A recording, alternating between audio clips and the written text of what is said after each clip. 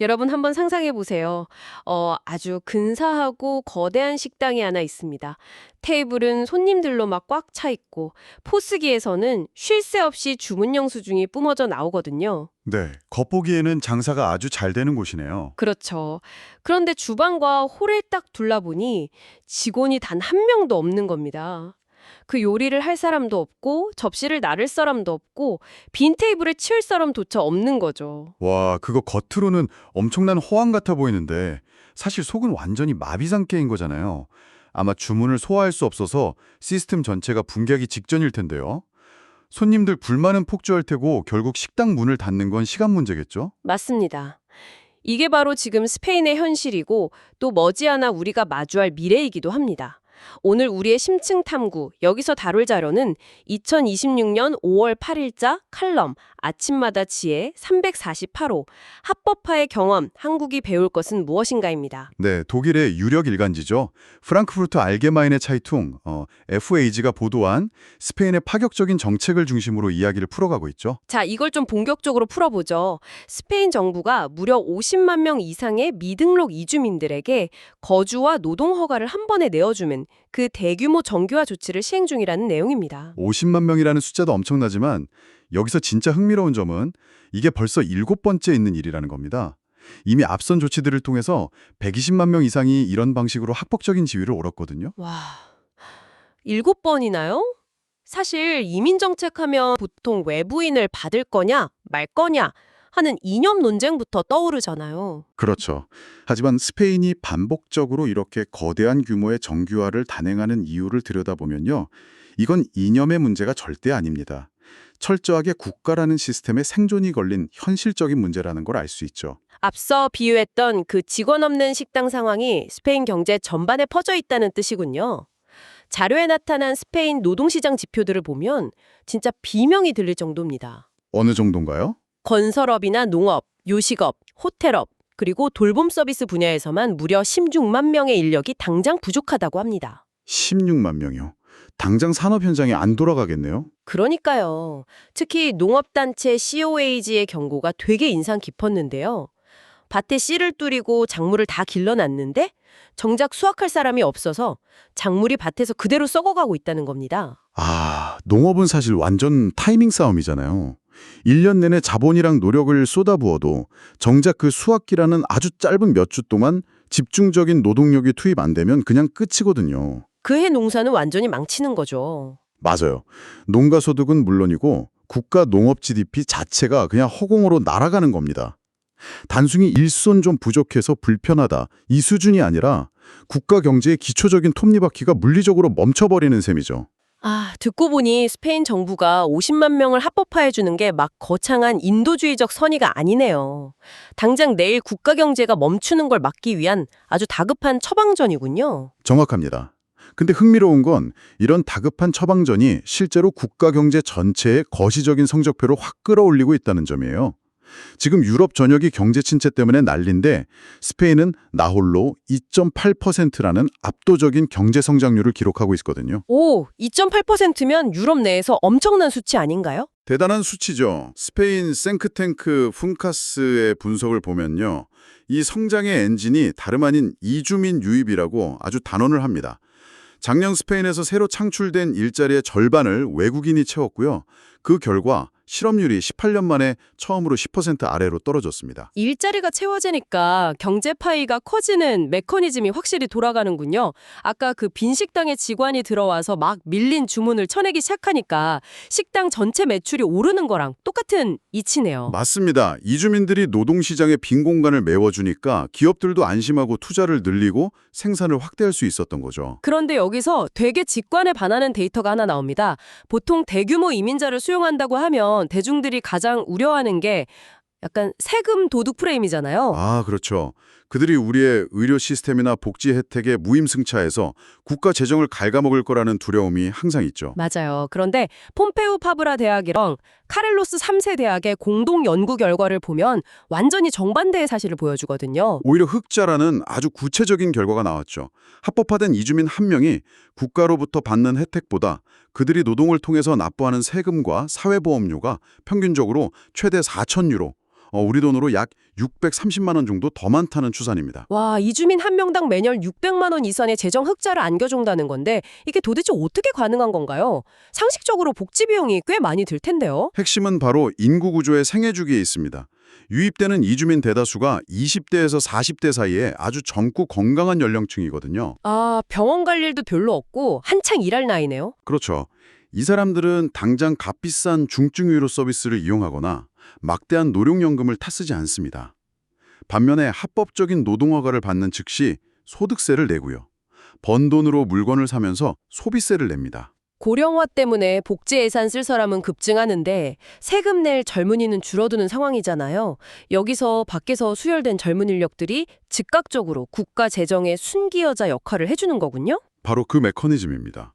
와, 정리하자면 스페인은 50만 명을 합법화함으로써 노동력 부족이라는 급한 불도 끄고 경제 성장률도 높이고 세수까지 확보하는 일석삼조의 효과를 누리고 있네요. 여기까지 들으면 정말 완벽한 해결책 같죠? 네, 진짜 완벽해 보이는데 근데 경제에 이렇게 도움이 된다면 왜 자료의 작성자는 질서 없는 선의는 혼란을 낳는다 이렇게 강하게 경고를 했을까요? 이 호황 이면에 분명히 치러야 할 대가가 있다는 뜻 같은데요. 이 지점에서 아주 중요한 질문이 제기되는 겁니다. 단기적인 세수 흑자나 경제지표 상승이 우리 사회 구조적 문제까지 전부 덮어주지는 못하거든요. 어떤 부작용들이 나타나고 있나요? 가장 치명적인 부작용이 바로 공간적 병목 현상, 그러니까 주거 문제에서 터졌습니다. 이주민들이 스페인 전역에 골고루 흩어져 사는 게 아니거든요. 아, 서비스업 일자리가 많은 곳으로 몰리겠네요. 네, 마드리드나 바르셀로나 같은 대도시, 아니면 거대한 휴양지 인근으로 수십만 명이 일시에 몰려드는 겁니다. 와, 도시에 갑자기 그렇게 많은 인구가 쏟아지면 당장 잠잘 곳부터가 문제잖아요. 기존 주택 인프라가 감당을 못할 텐데요. 맞습니다. 그래서 임대료가 그야말로 폭등을 했어요. 근데 여기서 비극적인 건 이 폭등의 가장 큰 피해자가 다름 아닌 저임금 노동을 하러 온 이주민 자신들이라는 점이죠. 일하러 왔다가 집값이 너무 비싸서 제대로 살지도 못하겠네요. 자료를 보면 상황이 꽤 참혹합니다. 이주민의 5분의 1이 좁은 방 하나에 여러 명이 빽빽하게 모여 사는 과밀주택에 살고 있고요. 3분의 1은 그 폭등한 월세를 감당 못해서 임대료 체납 상태에 놓여 있어요. 일하러 왔다가 길거리로 나앉거나 슬럼가로 밀려나고 있는 거죠. 단기적으로 빈자리는 채웠을지 몰라도 장기적으로 우리 사회가 이들을 제대로 품을 수 있을까 하는 의문이 드네요. 자칫하면 거대한 저임금 노동계층만 양산하는 거 아닐까요? 정확한 지적이십니다. 거주가 불안정해지면 그 여파가 다음 세대로 바로 이어지거든요. 자료에서 교육 현장의 경고음을 짚은 것도 같은 맥락입니다. 교육 문제요? 네, 이주민 자녀들의 학교 중퇴율이 현지인 학생들에 비해 압도적으로 높게 나타나고 있어요. 이건 단순히 학교를 그만둔다는 의미를 넘어서 빈곤의 고착화를 예고하는 겁니다. 부모 세대야 언어 장벽도 있고 당장 먹고 살아야 하니까 꾸준히 저임금 노동을 감수한다고 쳐도 그 자녀들마저 교육에서 이탈해버리면 이 사람들은 영원히 그 계층에 머물게 되잖아요. 빈곤이 대물림되는 거죠. 이건 사회 통합을 심각하게 해칠 뿐만 아니라 국가 전체의 장기적인 경제 생산성에도 치명적인 독이 됩니다. 그렇겠네요. 기업 입장에서는 싼 값에 부릴 수 있는 보조 노동력이 막 넘쳐나면 굳이 돈 들여서 기술 혁신이나 자동화에 투자할 이유가 없어지니까요. 그냥 싼 임금으로 사람을 계속 갈아 넣는 방식을 택하겠죠. 그럼 결국 고부가가치 산업으로의 전환은 점점 더 멀어지고 주거 불안, 교육 이탈, 산업 구조 정체까지. 와, 이 불평등이 누적되면 정말 폭발력 있는 잠재적 사회 갈등의 불씨가 될 수밖에 없겠습니다. 네, 그래서 이런 심각한 사회적 비용을 뻔히 예상하면서도 스페인 정부가 정교화를 밀어붙이는 현상을 우리가 어떻게 이해해야 할까? 이게 참 중요합니다. 이유가 뭘까요? 여기서 매우 흥미로운 역사적 팩트가 하나 나옵니다. 보통 대규모 이민 수용이나 합법화 정책은 진보 성향의 정권에서 주도하고 보수 진영에서는 결사 반대하는 이념 문제로 생각하기 쉽잖아요. 보통 그렇죠. 국경 통제나 자국민 일자리 보호는 전통적으로 보수 정치의 핵심 어젠다니까요. 그런데 스페인 과거를 들여다보면요.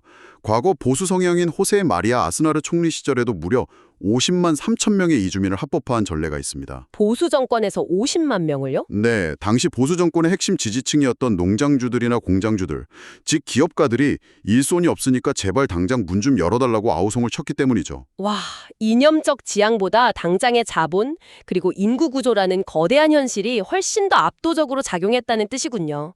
결국 보수든 진보든 국가라는 거대한 기계를 굴려가야 하는 입장에서는 이민을 선택이 아니라 상수로 받아들일 수밖에 없었다는 거네요.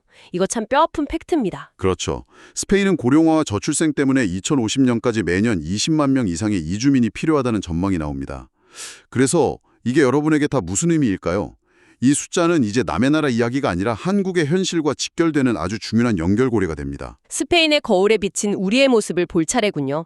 여러분도 주변 한번 둘러보시면 다 체감하시겠지만 고령화나 저출생 속도로만 치면 사실 한국이 스페인보다 훨씬 더 급박하잖아요. 저는 이 상황을 한국에 닥친 돌봄 절벽이라고 부르고 싶은데요. 돌봄 절벽이요. 아주 적절한 표현이네요. 시니어 인구는 그야말로 폭발적으로 늘어나고 있는데 요양원이나 간호병동 혹은 집에서 이분들 일상을 지원할 인력은 턱없이 부족하거든요. 내국인들은 아무래도 이 일자리를 기피하고요. 돌봄 노동이라는 게 그냥 옆에 있어주는 게 아니잖아요. 식사, 목욕, 이동 돕기 등 엄청난 육체적 에너지와 감정 노동이 동반됩니다. 근데 처우는 열악하니까 당연히 내국인들은 기피하게 되죠. 수요는 치솟는데 공급은 바닥을 기는 완벽한 시장 실패 상태입니다. 그런데 여전히 우리 사회 일각에서는 이민의 문턱을 낮추는 거에 대해서 되게 강한 거부감이 있단 말이죠. 범죄율 증가나 치안 문제 또는 문화적 충돌로 인한 갈등을 우려하는 목소리입니다. 물론 그런 우려도 현실적인 고민이긴 합니다. 하지만 이것을 더 큰 그림과 연결해 보면요. 칼럼의 작성자는 이 문제를 그렇게 좁은 치안이나 문화의 렌즈로만 봐서는 안 된다고 강조합니다. 그럼 어떤 관점으로 봐야 할까요? 기본적인 생존권이라는 더 근본적인 렌즈가 필요합니다. 만약 부작용이 두렵다고 해서 외부의 돌봄 노동력을 안 받고 이 돌봄 시스템 붕괴를 그냥 방치한다면 당장 그 벼랑 끝에서 가장 먼저 추락하는 사람은 누구일까요? 결국 일상생활에서 누군가의 부축과 돌봄이 절대적으로 필요한 분들, 바로 지금의 시니어 세대가 직격탄을 맞겠네요. 어쩌면 이 방송을 듣고 계신 여러분 본인이나 부모님일 수도 있고요. 그렇습니다. 당장 거동이 불편해졌는데 내 곁에서 밥을 차려주고 약을 챙겨줄 사람이 이 땅에 단 한 명도 없는 상황. 그건 불편함을 넘어선 생존과 존엄의 위기거든요. 이제 이민 문제는 낯선 타자를 불쌍히 여겨 받아줄 것이냐 마느냐가 아닙니다. 늙고 병든 나의 내일을 어떻게 지킬 것인가 하는 가장 이기적이면서도 절박한 생존 전략이 된 거죠. 치안이나 문화적 이질감을 핑계로 문을 닫아 걸었을 때 치러야 할 대가가 결국 내 자신의 생존권이라는 거네요. 자, 그러면 상황은 명확해졌습니다. 살기 위해서라도 우리는 그 텅 빈 식당의 주방문을 열어야만 합니다. 그렇죠. 하지만 앞서 스페인 사례에서 봤듯이 무작정 문을 열었다가 발생하는 주거 폭등이나 교육 이탈 같은 부작용 역시 고스란히 우리가 떠안아야 하잖아요. 도대체 이 딜레마 속에서 우리는 문을 열어야 할까요? 닫아야 할까요? 여기서 자료에 등장하는 아주 중요한 원칙이 하나 있습니다. 막연한 두려움 때문에 무조건 국경을 닫는 감정적 배타주의. 이것도 정답이 아니고요. 급하니까 일단 아무나 데려다 쓰자는 무원칙한 수용주의. 이것도 정답이 아닙니다. 원칙 없는 개방은 무질서이고 기준 없는 배제는 무책임하다. 칼럼의 핵심 메시지가 그거였죠? 네. 감정과 다급함을 빼고 철저하게 시스템으로 접근해야 한다는 뜻입니다. 자료에서는 이 원칙을 설명하기 위해 독일어 개념 하나를 소개하죠. 바로 Fordern und Fordern, 즉 지원과 요구의 균형입니다. 지원과 요구? 이게 실제 정책에서는 구체적으로 어떻게 작동하는 건가요? 아주 쉽게 말해서 필요한 인력에게 합법적인 체류 지위나 기초적인 교육, 의료 같은 기본적인 지원은 확실하게 보장해 주는 겁니다. 하지만 그걸 공짜로 쥐어주는 게 아니라 우리 사회 구성원으로서 지켜야 할 엄격한 기준을 명확히 요구해야 한다는 거죠. 권리를 주었으니 의무를 다하라는 일종의 사회적 계약이군요. 구체적으로 어떤 것들을 요구하게 되나요? 가장 기본적으로 우리 언어를 배울 것, 세금을 투명하게 납부할 것, 그리고 헌법적 가치와 법 질서를 엄격히 준수할 것 등입니다. 그냥 노동력만 쏙 빼먹고 방치하는 게 아니네요. 네, 적극적인 통합 과정에 국가가 개입해야 한다는 의미입니다. 언어 가르치고 룰 숙지시키는데 당연히 엄청난 비용과 행정력이 듭니다. 하지만 이 과정을 생략하고 당장 돈 아끼려다가는 결국 몇 배나 더 큰 사회적 갈등 비용으로 돌아온다는 걸 유럽의 선례들이 뼈저리게 보여주고 있거든요. 문을 여는 것 자체보다 문을 열고 들어온 사람들을 어떤 룰 안에 편입시킬지 그 사회적 합의와 준비가 훨씬 더 중요하다는 통찰이네요. 오늘 우리는 스페인의 50만 명 정규화 정책이라는 거대한 실험실을 통해 참 많은 걸 짚어봤습니다. 네, 경제적 이익과 사회적 부작용의 양면성을 확실히 봤죠. 맞아요. 이주 노동이 단기적인 세수 흑자와 경제 성장의 원동력이 되면서도 동시에 주거 폭등이나 빈곤층 전락이라는 무거운 그늘을 만든다는 걸 확인했습니다. 나아가 이게 먼 유럽 이야기가 아니라 돌봄 전력 앞에선 한국 사회가 당장 풀어야 할 현실적인 과제라는 점 또 와닿았고요. 결국 국가 인구 구조의 변화는 피할 수 없는 거대한 파도와 같습니다. 파도를 막을 수 없다면 그 파도를 타고 넘을 수 있는 견고한 배, 그리고 명확한 항해 규칙을 만드는 것만이 유일한 생존법일 겁니다. 그런데 저는 오늘 자료를 보면서 그 칼럼 작성자가 마지막에 던진 아주 묵직하고 도발적인 화두가 계속 머릿속을 맴돌더라고요. 청취하시는 여러분도 이 부분은 꼭 한번 곱씹어 보셨으면 좋겠습니다. 네, 시니어 세대는 사회 질서와 안전의 소중함을 가장 잘하는 세대다라는 그 부분이죠. 맞습니다. 한번 상상해 보시죠. 앞으로 우리 사회에서 이주 노동자의 돌봄이 가장 절실한 사람들은 바로 시니어 세대입니다. 하지만 동시에 사회적 안전과 엄격한 질서를 가장 강력하게 요구하는 분들 역시 시니어 세대거든요. 그렇죠. 평생을 치열하게 살아오면서 공동체의 룰이 얼마나 소중한지 뼈저리게 아시는 분들이니까요. 가장 필요로 하면서도 동시에 가장 엄격한 잣대를 들이댈 수밖에 없는 이 거대한 유권자 집단의 모순된 요구. 과연 이게 앞으로 한국에 들어올 이주민들의 매일매일의 삶과 정책을 어떤 형태의 새로운 규칙으로 빚어내게 될까요? 생존을 위한 절실함과 질서를 향한 엄격함. 이 둘 사이의 아슬아슬한 줄다리기가 바로 우리가 앞으로 마주할 진짜 현실일지도 모릅니다. 절실함과 엄격함 사이의 팽팽한 줄다리기. 여러분은 이 질문에 대해 어떤 답을 내리실지 스스로 한번 고민해 보시는 것도 좋겠습니다. 오늘 준비한 심층탐구는 여기까지입니다. 다음번에도 여러분의 지적 호기심을 자극할 새롭고 깊이 있는 이야기로 찾아오겠습니다. 함께해 주셔서 감사합니다.